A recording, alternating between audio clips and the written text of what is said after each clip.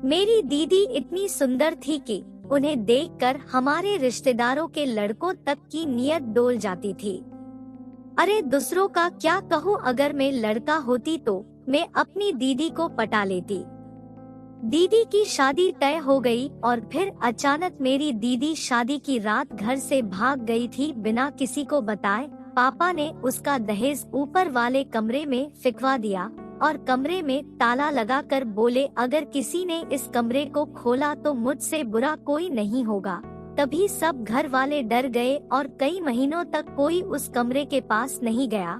और एक रात पापा को दूध का गिलास ऊपर वाले कमरे में ले जाते देखा तो मैंने चुपके से उनका पीछा किया और जैसे ही कमरे के अंदर देखा तो मेरे होश उड़ गए।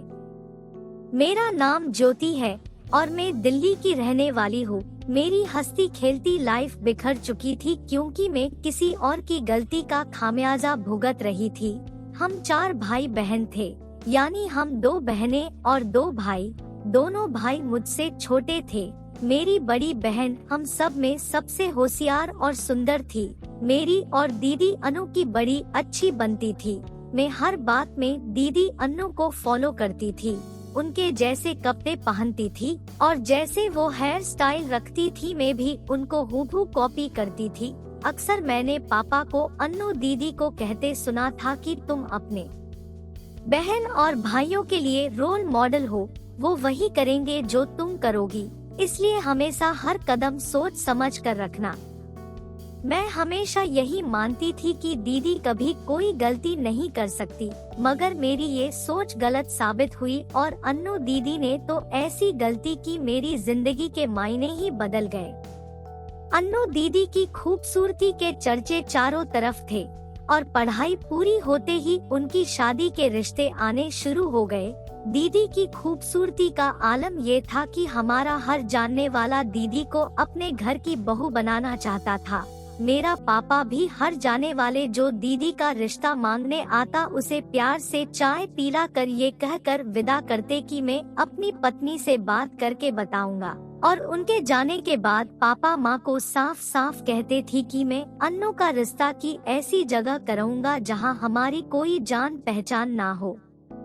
मेरी माँ भी पापा के इस फैसले से खुश थी क्योंकि अन्नू का रिश्ता जान पहचान वाले परिवार में ना होने से जानकारों की नाराजगी का सवाल ही खत्म हो गया था, क्योंकि मेरी माँ को लगता था कि अगर अन्नू की शादी किसी जान पहचान वाले घर कर दी तो दूसरे जानकार बुरा मान जाएंगे। आए दिन जानकारों का दीदी के रिश्ते के लिए हमारे घर आने जाने में एक बड़ी गलती जो मेरे पापा कर रहे थे कि वो दीदी से उनकी मर्जी क्या है, वो कैसा लड़के को अपना जीवन साथी चाहती है, ये सब पूछना ही भूल गए थे। मेरा कई बार मन हुआ कि पापा को बोलूं कि दीदी से एक बार तो बात करो, उन्हें क्या पसंद है उनसे तो कोई पूछे। आखिर उनकी जिंदगी का इतना बड़ा फैसला कैसे दीदी की सलाह के बिना लिया जा सकता था, मगर मैं चुप रही, जिसका मुझे आज भी अफसोस है। पापा ने बाहर से ही बातचीत करके दीदी का रिश्ता तय कर दिया था और एक दिन पापा ने माँ से आकर कहा कि मैंने अन्नू का रिश्ता पक्का कर दिया है। लड़का खाते पीते परिवार का है, उनके घर में हमारी बेटी राज करेगी, हमारी बच्ची को वो खुश रखेंगे। अचानक हुए रिश्ते से मैं बिल्कुल चुप रह गई थी। सिर्फ मुझ पर ही नहीं, मेरी भाइयों पर भी जैसे पहाड़ टूट पड़ा हो ऐसी हालत हो गई थी। दीदी और हम सब एक कमरे में बैठे हुए थे और एक दूसरे की तरफ सवालों की नजरों से देख रहे थे, यह क्या हुआ और कैसे हुआ। कमरा एकदम सुनसान था और तभी अन्नू दीदी बोली कि माँ पापा से इस तरह के फैसले की हरगिज उम्मीद नहीं थी।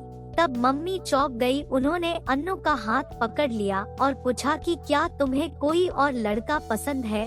बेटी मेरा यकीन करो, तुम्हें कोई और लड़का पसंद है, मैं तुम्हारी शादी उसी लड़के से करवा दूंगी जो तुम्हें पसंद है। अन्नू दीदी ने कहा, माँ ऐसी कोई बात नहीं है, पता नहीं मेरा दिल कह रहा है कि कुछ गलत होने वाला है। मेरे नसीब में शादीशुदा जीवन की खुशियाँ है भी या नहीं। अन्नू दीदी की ये बातें सुनकर माँ भी बड़ी दुखी हो गई और बोली, बेटी ज्यादा मत सोच, सब अच्छा होगा। मैं तेरी माँ हूँ, तेरा हमेशा भला ही चाहूंगी। और फिर अगले दिन लड़के के घर वाले अन्नू दीदी को देखने के लिए आ गए। लड़के की दादी ने बताया कि लड़के की माँ कोमा में है, इसलिए मैं और मेरी पोती आपकी लड़की को देखने आए हैं। माँ अन्नू दीदी को सजा कर उनके पास लेकर आई। लड़के की दादी को अन्नू बहुत पसंद आई और लड़के की बहन ने तो अन्नू दीदी को अभी से भाभी कहना शुरू कर दिया था। और जाते हुए लड़के की दादी अन्नू दीदी को सगुन के तौर पर पैसे दे कर गई थी। उनके जाने के बाद माँ ने कहा, मुझे तो ये लोग बड़े अच्छे लगे। और जब माँ ने दीदी से उनकी राय पूछी तो दीदी शर्मा गई। माँ ने दीदी के मजे लेने के लिए यही कह दिया कि लगता है अन्नू को लड़के के घर वाले पसंद नहीं आए। मैं तुम्हारे पापा को जाकर बता देती हूँ कि अन्नू को ये रिश्ता पसंद नहीं आया। तभी दीदी एकदम बोली, माँ मैंने कब कहा। माँ ने दीदी को गले से लगाया और बोली, मैं तेरी माँ हूँ, तेरी हर बात को बिना बोले समझ जाती हूँ। मैं तो तेरे मजे ले रही थी मेरी बच्ची, तू हमेशा खुश रहे। ये कहते हुए माँ ने दीदी के माथे को चूम लिया। शादी में रिश्तेदार आए हुए थे। रिश्तेदारों के लड़कों की नजरें मेरी दीदी पर आके अटक जाती थी, क्योंकि मेरी दीदी इतनी सुंदर है। दीदी को देखकर सब लड़कों की नीयत डोल जाती थी। घर में लोगों का आना जाना लगा हुआ था और जिस तरह से अन्नू दीदी अपनी शादी की तैयारियों में लगी थी, उससे देखकर कोई कह नहीं सकता था कि वो इस शादी से खुश नहीं है। अपने जूतों से लेकर ब्यूटी पार्लर तक दीदी ने खुद पसंद किए थे। ऐसे माहौल में किसी को कोई आइडिया नहीं था कि दीदी के दिमाग में क्या चल रहा है। मैं और मेरी पड़ोस की दोस्त गाने बजाने में लगे रहते थे। पूरा घर शादी के रंग में डूबा हुआ था। मैं दीदी का दूल्हा बनकर दीदी को छेड़ती थी और फिर दीदी शर्मा कर अपने कमरे में भाग जाती और ऐसे शादी के दिन तक चलता रहा। शादी के दिन दीदी अपनी पसंद के लहंगे में बहुत खूबसूरत लग रही थी। फिर जैसे ही बारात आ गई, मैं भागकर दुल्हे को देखने गई तो मेरी आंखें खुली की खुली रह गई, क्योंकि दूल्हा तो किसी फिल्मी हीरो से कम नहीं था।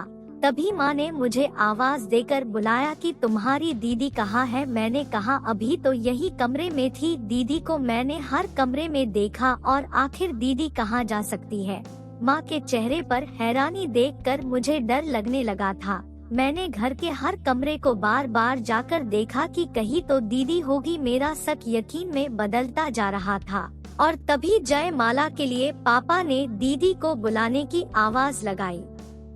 देर होती देखकर पापा दीदी को बुलाने आए तो माँ ने पापा को बताया कि अन्नू अपने कमरे में नहीं है। पापा ने कहा, देखो यही बाथरूम में गई होगी, जाओ देखो। माँ की आंखों से आंसू आने लगे और बोली कि मैंने हर जगह देखा, अन्नू यहाँ नहीं है। पापा के चेहरे का रंग उड़ गया और बोले कि इस लड़की ने मेरी नाक कटवा दी। बताओ अब मैं किस मुँह से बाहर जाकर बोलूं कि बारात वापस ले जाओ, क्योंकि मेरी बेटी मेरे मुंह पर कालिख लगा गई है।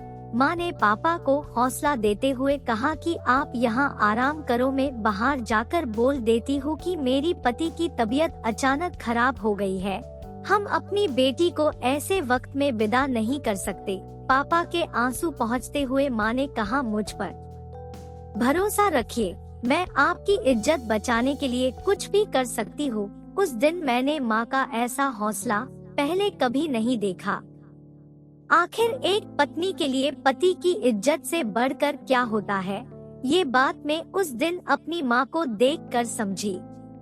माँ ने अपने आंसू पहुँचे और बाहर जाकर कह दिया कि मेरे पति को अचानक दिल का दौरा पड़ गया है और सी हालत में हम अपनी बेटी को विदा नहीं कर सकते, आपसे माफी चाहते हैं। ये कहकर माँ पापा के पास अंदर कमरे में आ गई। बारातियों में कानाफूसी शुरू हो गई। मैं माँ पापा के पास बैठे हुए यही सोच रही थी कि क्यों अन्नू दीदी ने ऐसा हमारे साथ किया। तभी माँ ने पापा से माफी मांगते हुए कहा कि मुझे माफ कर दीजिए, मेरी ही परवरिश में कुछ कमी रह गई थी जो ये दिन आपकी बेटी ने आपको दिखाया। पापा ने माँ के आंसू पूछते हुए बोले कि जो मेरी किस्मत में लिखा है उससे तुम कैसे बदल सकती ही।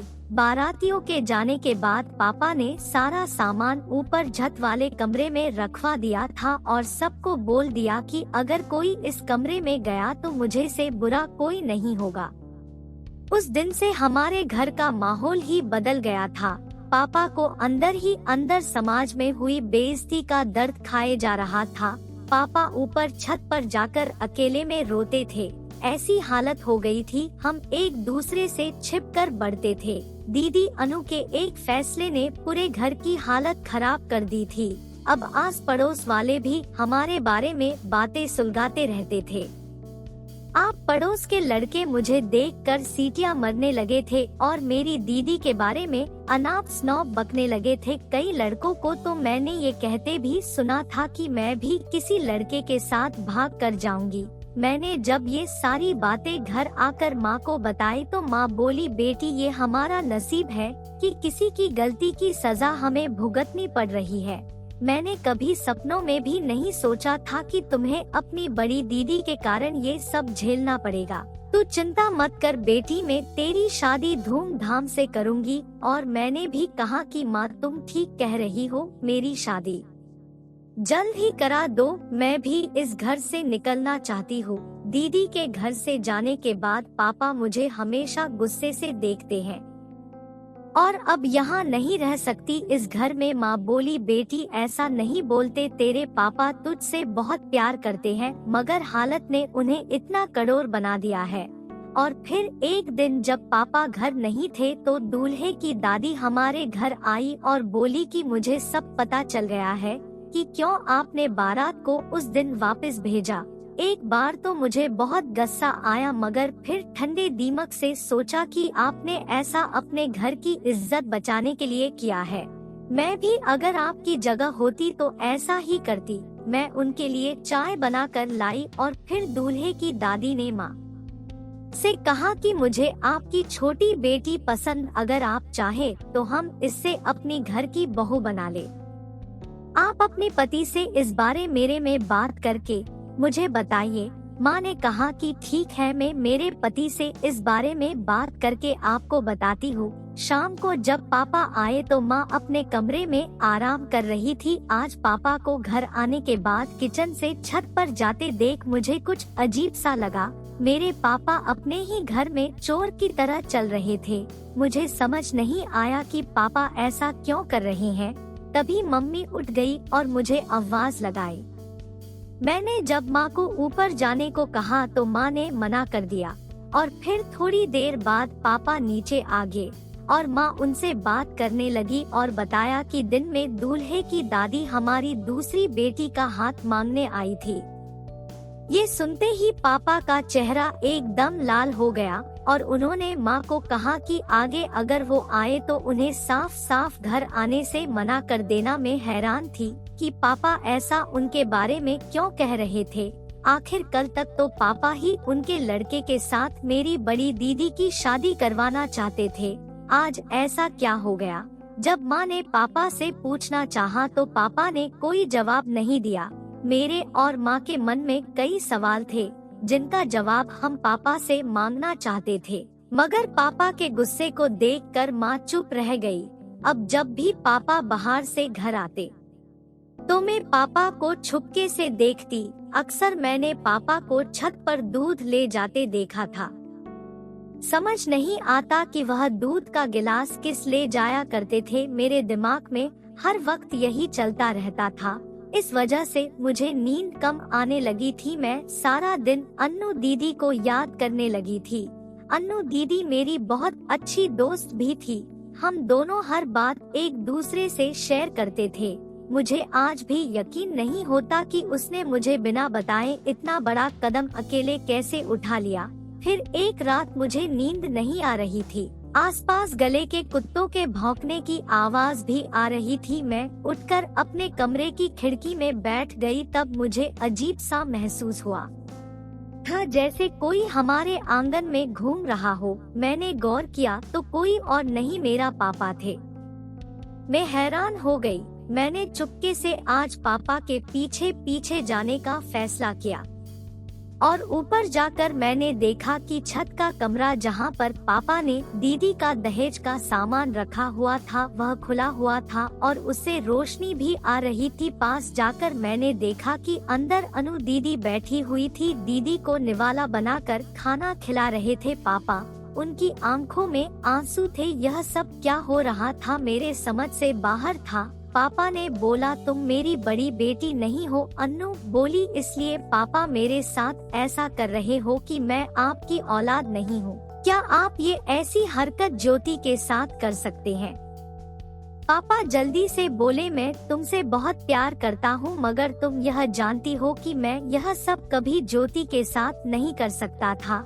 अनु दीदी रोने लगी है। मुझे आपने ऐसे क्यों कैद किया है? बताएं आपने मुझे इस कमरे में बंद क्यों कर रखा है? पापा बोले आज मैं तुम्हें सब कुछ बताता हूँ। अन्नू हम 2 भाई बहन थे, एक मैं और एक मुझसे बड़ी बहन जो मुझसे पूरे 5 साल बड़ी थी, इसलिए उसकी शादी मुझसे पहले हुई थी। दीदी की शादी के बाद हमारे घर में बहुत खाली खाली सा हो गया था, इसलिए मेरी शादी ज्योति की माँ से करवा दी गई। मेरी शादी के बाद मेरी दीदी विधवा हो गई और घर आकर मेरे साथ रहने लगी। जब तुम्हारे पापा की देहांत हुआ तब तुम 3 महीने की थी। तुम्हारी माँ यानी मेरी दीदी पति के देहांत से पागल हो गई थी। उसे न तो खुद का ख्याल था और न तुम्हारा। और तब ज्योति की माँ ने तुम्हें अपनी बाहों में लिया और तुम अपनी बुआ को माँ कहने लगी। कुछ सालों के बाद जब दीदी की हालत में सुधार हुआ तो उनका दूसरा रिश्ता करने की बात घर चली और दीदी ने खुद ही किसी लड़के के बारे में बताया कि उसे मेरी शादी करवा दो, मगर वो लड़का दीदी के लायक नहीं था। मैंने जब ये बात घर पर बताई तो तुम्हारी माँ मुझसे नाराज हुई और फिर अचानक उस लड़के के साथ कहीं चली गई। मुझे लगा कि कहीं तुम भी अपनी माँ के जैसे गलती ना कर बैठो, इसलिए मैंने तुम्हारी शादी जल्दी करनी चाहिए। जब तुम्हारी शादी तय हुई तो लड़के की माँ कोमा में थी, मगर दादी और बहन होते हुए मैंने सोचा कि शादी तो जल्द ही करना ठीक रहेगा। मगर शादी के दिन लड़के की माँ ठीक होकर शादी में आ गई। मेरे होश उठ गए उससे देखकर। जानती हो वो कौन थी? उसे लड़की की माँ कोई और नहीं मेरी दीदी और तुम्हारी असली माँ थी। जो दूल्हा था वो तुम्हारा भाई था। तो बेटी ये शादी कैसे हो सकती थी? इसलिए मैंने तुम्हें शादी के दिन ऊपर छत पर आने को कहा और फिर छत पर कमरे में बंद कर दिया और घर में किसी को भी ऊपर आने से मना कर दिया। अन्नू दीदी बोली तू फिर मुझे यहाँ बंधा क्यों? पाप बोले मुझे डर था कि कहीं शादी न होने से तुम भी तुम्हारी माँ की तरह घर से ना भाग जाओ, इसलिए मैंने तुम्हें यहाँ बंद कर दिया। मैं डर गया था बेटी। और तभी पक्षियों के चहचहाने की आवाज आई और जैसे ही पापा चलने लगे मैं कमरे के अंदर गई और बोली पापा मैंने सब कुछ सुन लिया है। आप अच्छा करने के चक्कर में दीदी को सजा क्यों दे रहे हो? पापा बिना कुछ बोले नीचे चले गए। उनके चेहरे पर एक शर्मिंदगी थी। मैं दीदी को नीचे लेकर आई और सारी बात माँ और भाई को बताई और हमने फैसला किया कि हम अपनी बुआ यानी अनु दीदी की माँ से मिलेंगे। पापा ने भी हमें बुआ से मिलने की परमिशन दे दी। हमारे घर की खुशियाँ फिर से लौट आई और अब हमने अनु दीदी के रिश्ते के लिए लड़का देखना शुरू कर दिया था। दोस्तों मेरी इस मोटिवेशनल कहानी से ये सीख मिलती है कि कभी भी कोई फैसला अपने घर वालों से बिना पूछे ना करे, न कभी घर छोड़कर भागे। अपने दिल की बात अपने पेरेंट्स से शेयर करें। इस दुनिया में एक वही है जो आपका कभी बुरा नहीं चाह सकते।